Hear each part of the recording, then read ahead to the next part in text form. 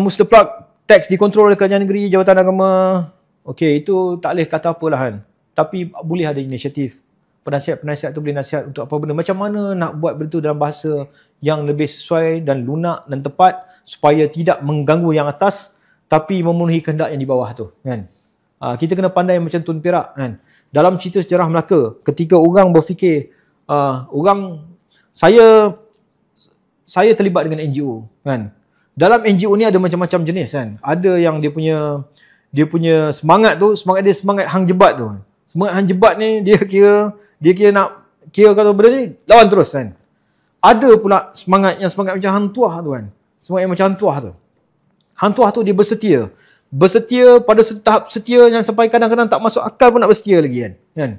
Setia ni ada tahap. Kita nak ambil posisi kat mana? Dalam sejarah Melaka tu, bagi saya, kita ni, posisi hang jebat tu betul pada satu sisi, posisi hang tuah tu betul pada satu sisi.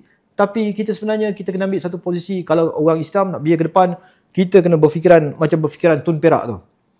Tun Perak tu lah sendiri yang mengatur strategi. Tun Perak itulah sendiri yang membetulkan keadilan pada waktu keadilan itu perlu diperbetulkan walaupun dia terpaksa melawan titah sultan tu. Kan? Apabila hang tuah dihukum kerana fitnah, Sultan Melaka time itu menghukum hang tuah untuk dikirim kepada Tuhan. Tak boleh sebut perkataan B itulah kan. Kirim kepada Tuhan. Tapi apa yang Tun Perak buat? Tun Perak tahu benda ni ialah satu benda yang tak betul.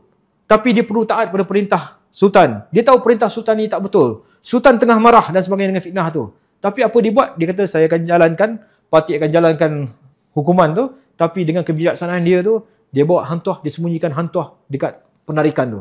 Dekat kawasan Sungai Serting tu, kawasan sana. Lalu penarikan tu dibawa, disembunyikan hang tuah di kawasan tu. Hang tuah duduk di situ kan.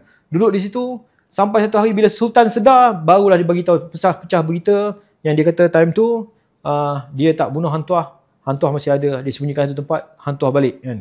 Hang tuah pada waktu tu, masa balik tu, hang tuah ada masalah berat badan naik dalam tu. Nak bertikam pun jadi masalah sebab lama tak praktis kan. Tapi dia masih ada skill dia. Ada cerita dia, hang tuah naik berat badan dan sebagainya.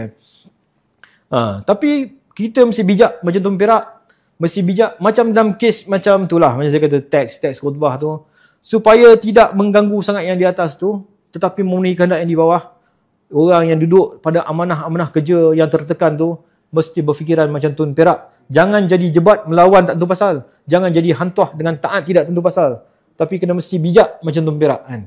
Bijak macam Tun Perak itu sebenarnya orang Melayu. Sebab tu Melaka handal, hebat. Bukan kerana hantuah, bukan kerana Sultan Mahmud, bukan kerana hang jebat, tapi kerana ada Tun Perak dekat situ yang mengatur strategi, yang faham macam mana nak bertindak, macam mana nak menjalankan titah-titah dengan cara yang terbaik, tapi dia tahu macam mana nak buat kerja-kerja tu. Ingat, macam itulah kan.